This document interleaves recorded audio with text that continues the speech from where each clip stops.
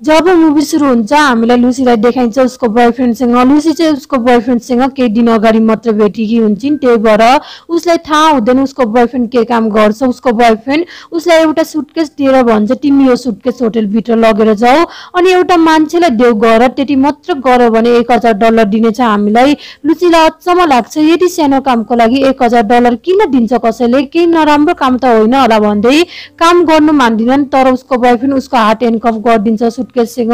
लुसीलाई एकदमै रिस उठ्छ उसको बॉयफ्रेन्डसँग र ह्यान्डकफ खोलिदिनु भन्छन्, तर उसको बॉयफ्रेन्ड उसलाई भन्छ ह्यान्डकफ भित्र गएर मात्र खोलिनेछ किनकि यसको चाबी होटलको भित्र त्यही मान्छेसँग छ जसलाई सुटकेस दिनुपर्ने छ।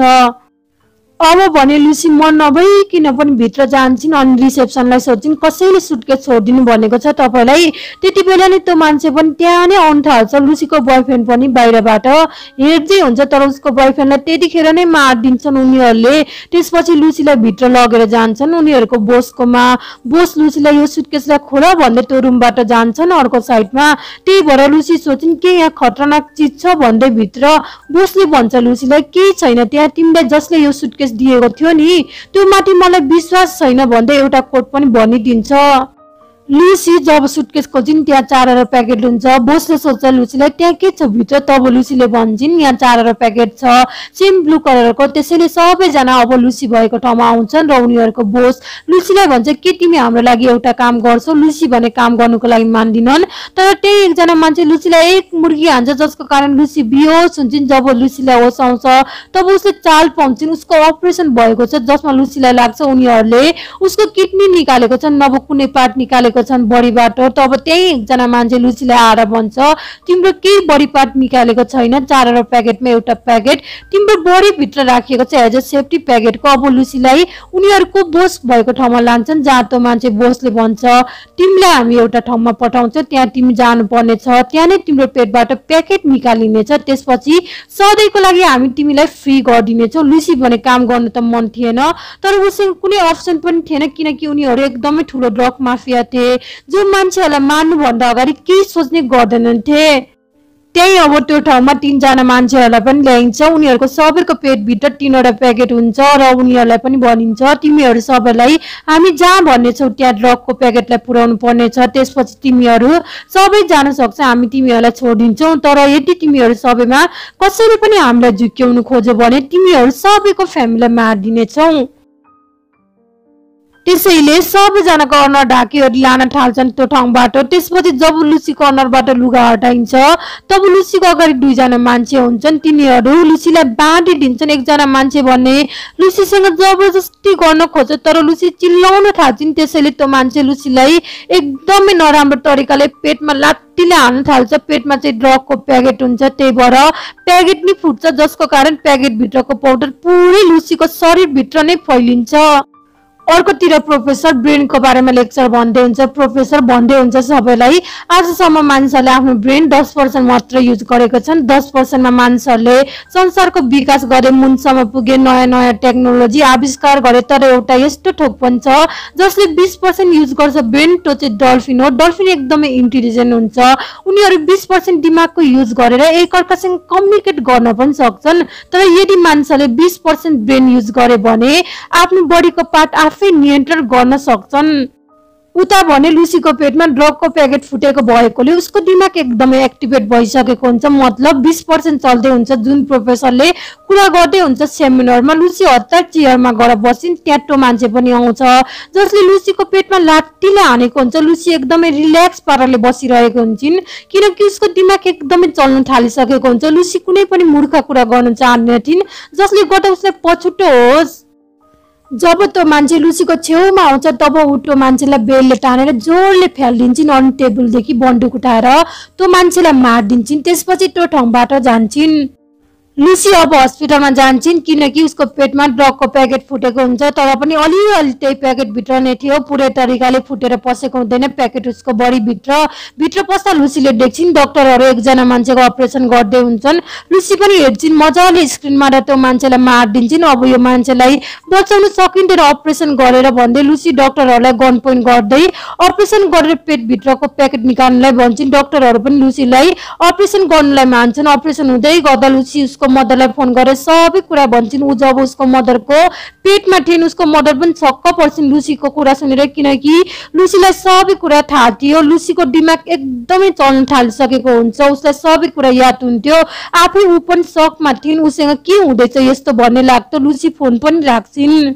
डाक्टरहरू लुसीको पेटबाट प्याकेट निकालिदिन्छन् बाहिर। लुसी डाक्टरलाई सोचिन् अब यो प्याकेट भित्र कति बाँकी छ। डाक्टरले भन्छ आधी मात्रै बाँकी छ। लुसी फेरि सोचिन् डाक्टरलाई मेरो शरीरभित्र जति पनि पसेको छ नि यो टोक, यसलाई ठिक हुनु कति समय लाग्नेछ। डाक्टर लुसीलाई भन्छ फर्स्ट मलाई थाहा हुनुपर्छ यो टोक के हो भनेर, त्यसपछि मात्र म तिमीलाई भन्न सक्छु। लुसी भन्छन् CPS4।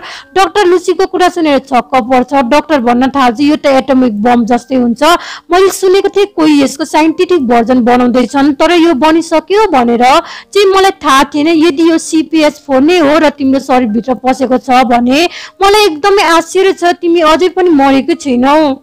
अब भने लुसी हस्पिटलबाट निस्केर ड्रग लिडर बोस्कोमा जान्छन्, जसले उसको शरीरभित्र ड्रग हालिदिएको हुन्छ।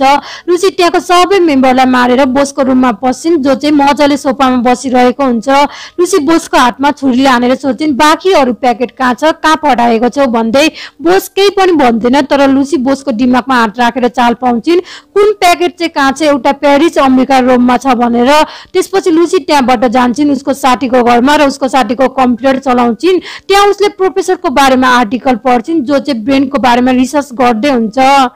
लुसी प्रोफेसरलाई फोन गरेर भन्छन् मैले तपाईको रिसर्चको बारेमा पढेको थिएँ, सबैको बारेमा म तपाईसँग भेट्नु चाहन्छु। प्रोफेसरलाई भने कसैले उसँग जोक गरेको जस्तो लाग्छ र हाँस्न थाल्छ, किनकि प्रोफेसरलाई पनि थाहा नै हुँदैन उसले आजसम्म कति हजार नोट लेखेको छ भनेर। तर लुसी प्रोफेसरलाई भन्छ तपाईले 6000 पेज लेख्नु भएको छ। प्रोफेसर छक्क पर्छ। त्यति बेला लुसी अचानक उसको अगाडि भएको टिभीमा आउँछिन् स्क्रिनमा। लुसी हरेक ठोकलाई कन्ट्रोल गर्न सक्थिन्। लुसी सबै कुरा भन्छन् प्रोफेसरलाई म यहाँ नै बसेर संसारको सबै मानिसहरूको फोन चलाउन सक्छु। एकैचोटि नभन्दै लुसी प्रोफेसरको मोबाइल फोन सबै कन्ट्रोल गर्छिन्। खासमा लुसी सबै इलेक्ट्रोम्याग्नेटिकलाई कन्ट्रोल गर्न सक्छिन्। प्रोफेसर एकदमै सकमा हुन्छ, कसरी यस्तो हुँदैछ भनेर। लुसी भन्छन् मेरो भित्र एउटा ड्रग पसेको छ जसले गर्दा मेरो ब्रेन 29% चल्दैछ, म केही बुझ्न सकिरहेको छुइनँ, मसँग यस्तो के हुँदैछ केही फिल गर्न सकिरहेको छुइनँ, मलाई न पीडा नै हुन्छ न कुनै एम्बिसन छ। मेरो दिमागमा जुन सबै जानकारी छ, यदि त्यो फिजिक्स केमिस्ट्री म्याथमेटिक्स जुनसुकै सब्जेक्ट त्यो नलेज म के गरौँ। प्रोफेसर लुसीलाई भन्छ तिमीसँग जति पनि जानकारी छ त्यो सबै आउँदै गरेको पिढीलाई देऊ नलेजहरू, ताकि सबैलाई थाहा होस्। लुसी प्रोफेसरलाई भन्छन् 24 घण्टामा म तपाईको अगाडि हुनेछु। लुसी अब एयरपोर्टमा जान्छन् र एयरपोर्टमा गएर पुलिस अफिसरलाई फोन गरेर सबैको बारेमा भन्छन्, जो चाहिँ प्याकेट लिएर फरक फरक देश जाँदै हुन्छन्।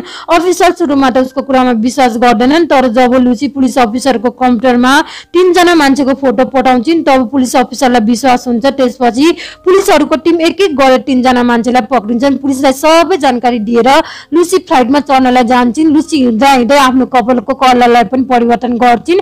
फ्लाइटमा बसेपछि लुसी जब ड्रिङ्क लिन्छन् उसको बडीमा आउन थाल्छ, शरीरहरूको भाग पिग्लिन थाल्छ। त्यसैले भाग्दै वासरुममा जान्छन्, तर उसको स्थिति धेरै नै नराम्रो भइसकेको हुन्छ। लुसी आत्तिएर केही उपाय नभएर बाँकी रहेको पाउडरलाई खान्छन्। त्यसपछि अनकन्सियस हुन्छन्। जब लुसीको होस आउँछ तब ऊ हस्पिटलमा हुन्छन्। उसको दिमाग 51% चल्दै हुन्छ त्यतिखेर।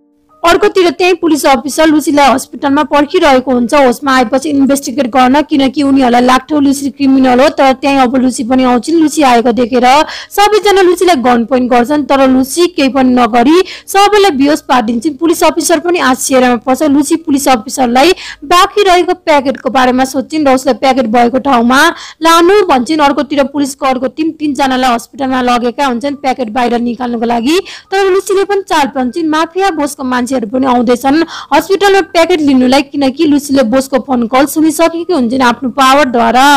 लुसी आफै गाडी स्पिडमा कुदाएर हस्पिटल जान थाल्छिन्। पुलिस अफिसर लुसीले यति छिटो स्पिडमा गाडी कुदाएकोले भन्छ के तिमी जहिले यस्तो स्पिडमा ड्राइभ गर्छौ? लुसीले भन्छन् फर्स्ट टाइम हो ड्राइभ गरेको।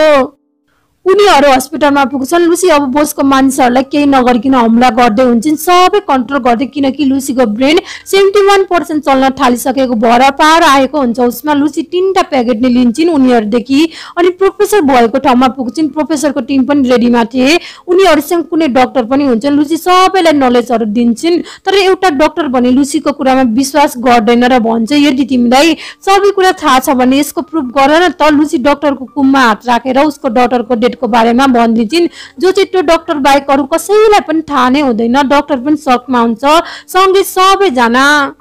त्यसपछि लुसीले प्रोफेसर र त्यहाँ भएको सबै मानिसहरूलाई ज्ञान दिन थाल्छ सबै कुराको, जस्तै म्याथ साइन्स, जसमा ऊ भन्छन् तपाईहरुलाई जुन म्याथको इक्वेसनहरू बनेको छ त्यो सबै रङ हो। यदि यो संसारमा जुनै कुराको पनि पत्ता लगाउनु छ भने त्यो समयले मात्र गर्न सक्छ। हामीले जहिले सिकेको छौं 1 + 1 = 2 हुन्छ, तर त्यो रङ हो, खासमा नम्बर नै हुँदैन, अक्षर नै हुँदैन। यो सबै कुरा हामीले आफूले नै बनाएको, बाँच्नलाई, जिन्दगी चलाउनलाई, लाइफ सर्कलको लागि।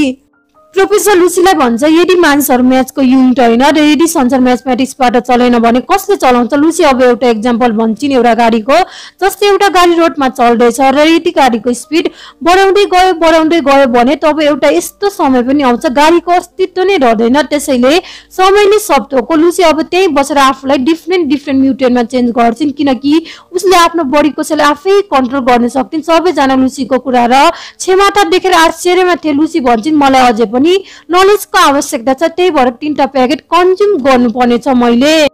अर्कोतिर ग्याङ लिडर बोस पनि आफ्नो ग्याङसँग त्यही रिसर्च सेन्टरमा आउँछन् र सबैलाई मार्न थाल्छन्। त्यसैले पुलिस अफिसर पनि लुसी भएको रुममा नै आएर भन्छ तिमी छिटो गर यो 3टा प्याकेटलाई नि कन्ज्युम गर, हामीसँग धेरै समय नै छैन, उनीहरूलाई रोक्न सकिँदैन। लुसी सबैलाई भन्छन् अब समय आयो जानलाई। लुसी 3टा प्याकेट नै कन्ज्युम गर्न थाल्छिन् र प्रोफेसरलाई भन्छन् मेरोमा भएको सबै ज्ञानहरू म पेन ड्राइभमा हाल्दिनेछु ताकि तपाई आउँदो जेनेरेसनलाई भन्नुहोस् हामी के गर्न सक्छौं। त्यसपछि बिस्तारै पाउडर पनि उसको शरीरमा काम गर्न थाल्छ। उसको भित्रबाट कालो लिक्विड निस्किन्छ जो चाहिँ एनर्जी र मेटल खोज्दै हुन्छ, किनकि सबै जानकारी एउटामा स्टोर गर्नको लागि। अब समय पनि आउँछ। लुसी आफ्नो दिमागको 100% युज गर्न थाल्छिन्। त्यस्तो हुने बित्तिकै उसको भित्र एकदमै पावर आउन थाल्छ। ऊ टाइम ट्राभल गर्न पनि सक्छिन्। लुसी अब समयमा 1000 साल पछाडि जान्छन् र त्यहाँ आदिवासी ग्रुपलाई देख्छिन्। त्यसपछि फेरि समयमा अलिक पछाडि जाँदा डाइनोसरलाई देख्छिन् अनि फेरि समयमा धेरै पछाडि जाँदा ऊ यो संसारको सबैभन्दा पहिला मानिसलाई भेट्छिन् जो चाहिँ एउटा गोरिल्ला हुन्छ। लुसी फेरि अगाडि बढ्दै जान्छन् समयमा। तब उसलाई थाहा हुन्छ मानिसहरू बाहिरदेखि आएका हुन्छन्, बाहिरबाट कुनै सेल धरतीमा आएको हुन्छ जसको कारण पृथ्वीमा जीवन स्टार्ट भएको हुन्छ। त्यति बेला नै त्यहाँ ग्याङको लिडर बोस पनि आइपुग्छ रुममा अनि लुसीलाई गन पोइन्ट गरेर सुट गर्ने बित्तिकै लुसी त्यहाँबाट गायब हुन्छन्। लुसी अब इन्भिजिबल हुन पनि सक्थिन्। त्यही पुलिस अफिसर पनि आउँछ र ग्याङको लिडर बोसलाई सुट गरेर मारिदिन्छ। लुसी अब एउटा पेन ड्राइभ बनाएर प्रोफेसरलाई दिन्छन् जसमा सबै इन्फर्मेसन र ज्ञान हुन्छ। त्यसपछि लुसी त्यहाँबाट इन्भिजिबल हुन्छन्। पुलिस अफिसर भने केही बुझ्न सकिरहेको हुँदैन के हुँदैछ खासमा। अन्तमा पुलिस अफिसर प्रोफेसरलाई सोध्छ लुसीको के भयो। त्यति बेला नै पुलिस अफिसरको फोनमा मेसेज आउँछ आई एम एभ्रिवेयर, म जताततै छु।